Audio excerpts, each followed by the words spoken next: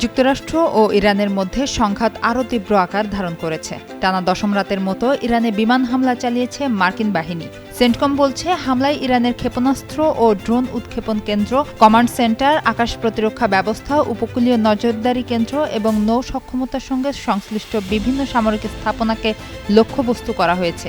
একই সঙ্গে ইরানের উপর নৌ অবরোধ আরও কঠোর করার অংশ হিসেবে কয়েকটি বাণিজ্যিক জাহাজের গতিপথ পরিবর্তন এবং একটি জাহাজ অচল করার কথাও জানিয়েছে তারা। সুস্থ জীবন,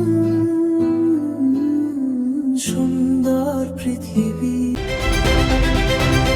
অন্যদিকে ইরানের রাষ্ট্রীয় গণমাধ্যম জানিয়েছে, মার্কাজি প্রদেশের খুমেইন এবং সিরাজের আশেপাশে নতুন করে মার্কিন বিমান হামলা হয়েছে। তবে স্থানীয় কর্তৃপক্ষ বলছে, তাৎক্ষণিকভাবে কোনো প্রাণহানির খবর পাওয়া যায়নি। ইরানের স্বাস্থ্য মন্ত্রণালয়ের হিসাবে চলমান মার্কিন হামলায় এখন পর্যন্ত ৫০ জনের বেশি নিহত এবং ৫ শতাধিক মানুষ আহত হয়েছেন।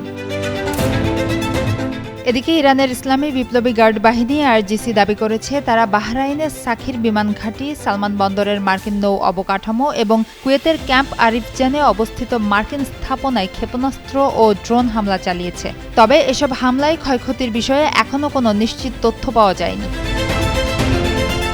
এদিকে জর্ডান জানিয়েছে, ইরান থেকে ছোড়া ৩টি ক্ষেপণাস্ত্র তাদের আকাশসীমায় প্রবেশ করলে বিমান প্রতিরক্ষা ব্যবস্থা সেগুলো ভূপাতিত করে। এতে কোনো হতাহত বা ক্ষয়ক্ষতির ঘটনা ঘটেনি।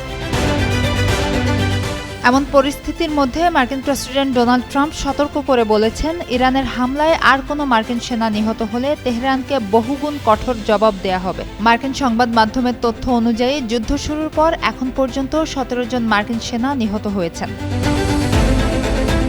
মধ্যপ্রাচ্যের এই সংঘাত এখন আর শুধু দুটি দেশের পাল্টাপাল্টি হামলায় সীমাবদ্ধ নয়। প্রতিটি নতুন অভিযানের সঙ্গে বদলে যাচ্ছে পুরো অঞ্চলের নিরাপত্তা সমীকরণ। সুবর্ণা রহমান, যুগান্তর নিউজ।